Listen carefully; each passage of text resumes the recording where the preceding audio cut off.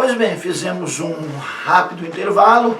Antes do intervalo, nós falamos acerca da origem do reino de Deus no Antigo Testamento. Agora nós entraremos em teologia bíblica do Novo Testamento, propriamente dita, e falaremos acerca da origem do reino de Deus no Novo Testamento.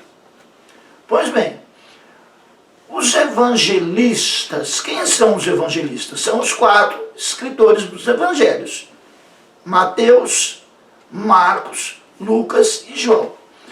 Para os evangelistas, o reino de Deus foi inaugurado na pessoa e obra de Jesus, sendo, portanto, uma realidade presente e futura. Então veja bem, nos evangelhos, no pensamento, na teologia desses 4 evangelistas, o reino de Deus é uma realidade tanto presente quanto futura. Em Marcos aparece 13 vezes, em Mateus aparece 27 vezes, em Lucas aparece 12 vezes e em João aparece 2 vezes o reino de Deus. No Novo Testamento nós temos o reino de Deus. O termo reino de Deus no Novo Testamento é usado em sentido territorial e em sentido de dignidade real. Então vejamos reino de Deus em sentido territorial. Vejamos isso, leiamos Mateus capítulo 4, versículo 8.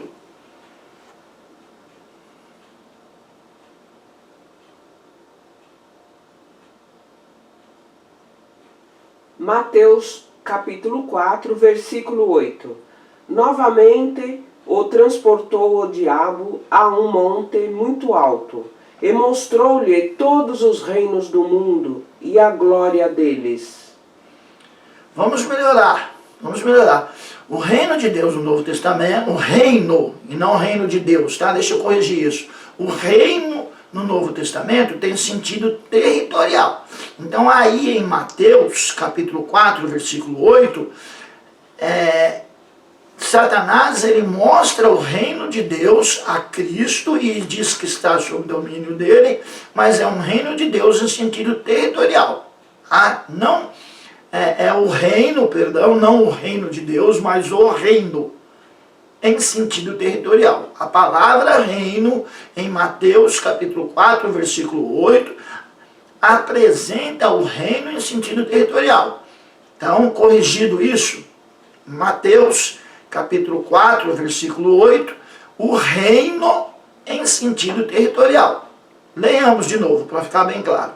Mateus capítulo 4, versículo 8. Mateus capítulo 4, versículo 8. Novamente o transportou o diabo a um monte muito alto, e mostrou-lhe todos os reinos do mundo e a glória deles.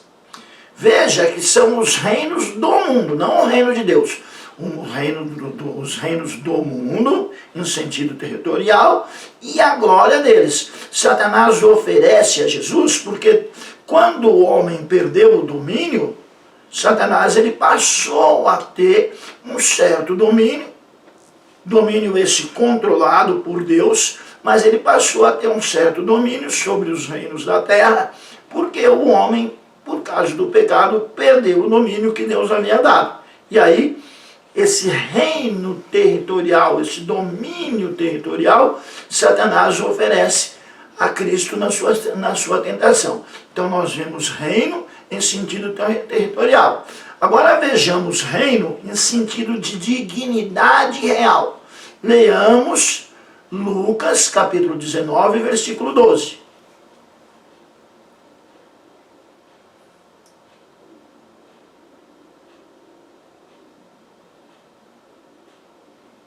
Lucas, capítulo 19, versículo 12. Disse, pois, certo homem nobre partiu para uma terra remota, a fim de tomar para si um reino e voltar depois.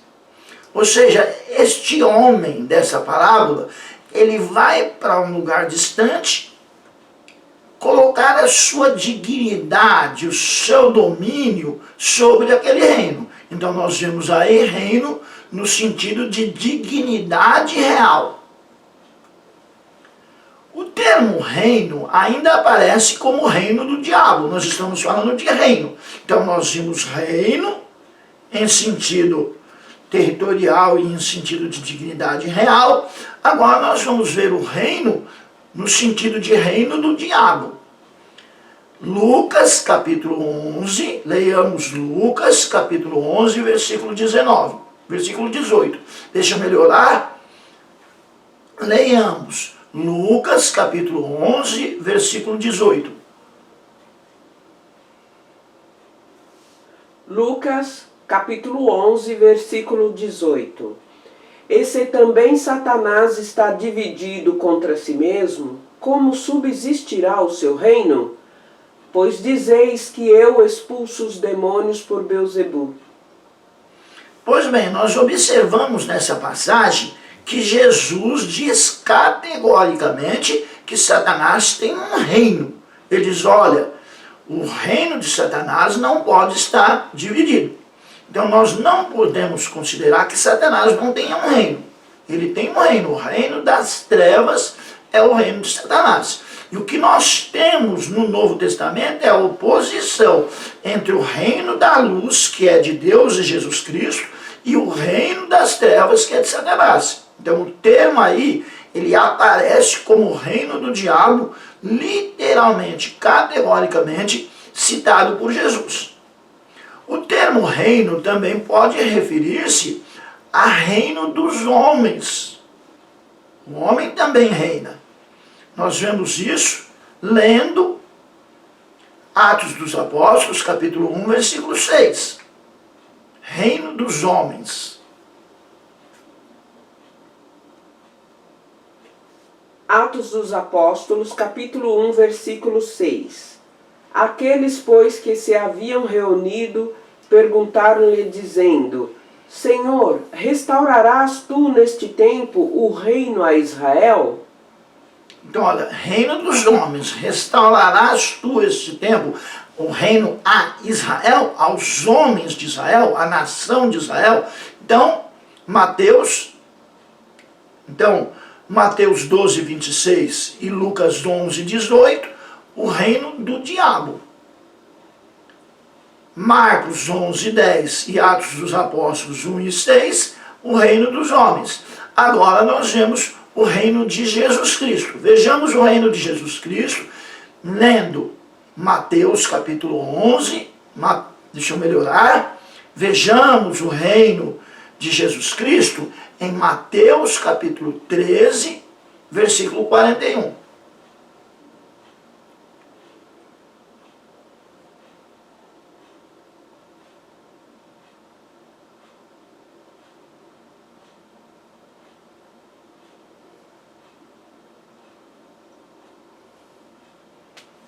Mateus capítulo 13, versículo 41.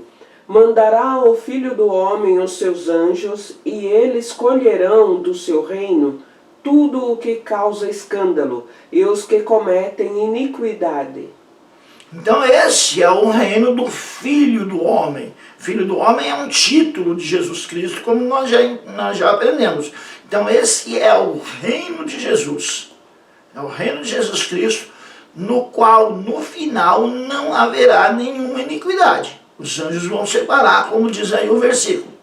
Então nós já vimos o reino do diabo, em Lucas 11, 18, o reino dos homens, em Atos dos Apóstolos 1, 6, e o reino de Jesus Cristo, em Mateus 13, 41. Vejamos que Jesus ele afirma que o reino dele não tem natureza mundana. Nós vemos Jesus afirmar isso claramente em uma conversa com Pilatos. Leiamos João capítulo 18, versículo 36.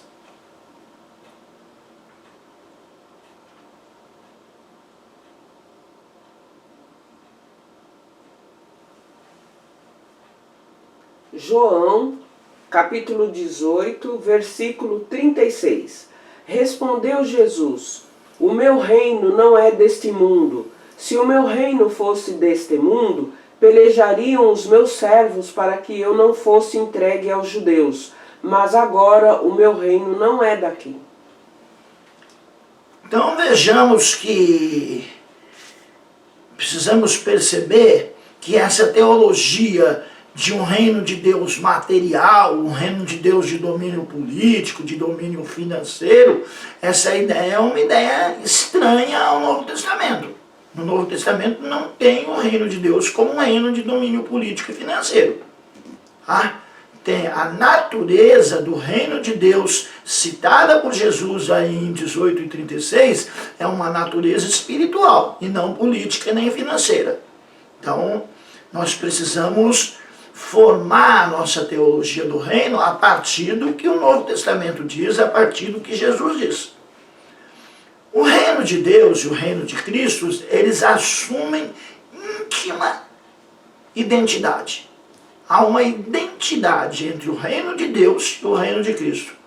Vejamos isso lendo Colossenses capítulo 1, versículo 13. A intimidade entre o reino de Deus e o reino de Cristo. Colossenses capítulo 1, versículo 13. Colossenses capítulo 1, versículo 13. O qual nos tirou da potestade das trevas e nos transportou para o reino do Filho do seu amor.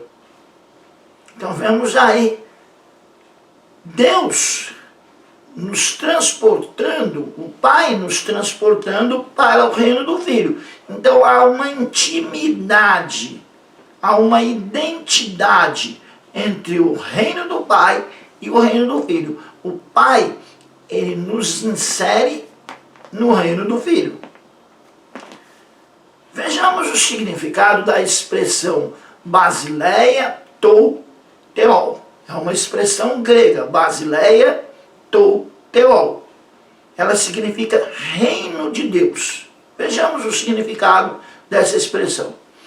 Os estudiosos não manifestam uniformidade de opinião. Precisa o aluno estudar e ter a sua opinião, porque entre os eruditos, entre os estudiosos, não há uniformidade de opinião quanto ao significado da palavra Basileia. Não há uma uniformidade. Muitos defendem a opinião de que Basileia seja o escatum, ou seja, a ordem escatológica final. Outros já não defendem essa ideia. Apesar da expressão Basileia, tou, teol, reino de Deus, significar o escatum, significar o final, a escatologia, o reino de Deus é entendido no Novo Testamento como presente e futuro. Jesus é rei, mas ainda não. No Novo Testamento ele reina, mas ainda não. Ou seja, o reinado ainda não é completo. Jesus no Novo Testamento, Jesus é rei, mas ainda não. Ou seja, a partir da escatologia final, é o já, mas ainda não. Já e ao mesmo tempo ainda não. Ou seja, o reino é presente e é também futuro. Ele já está, mas ainda não está completo. Alguns teólogos chamam isso de já, mas ainda não.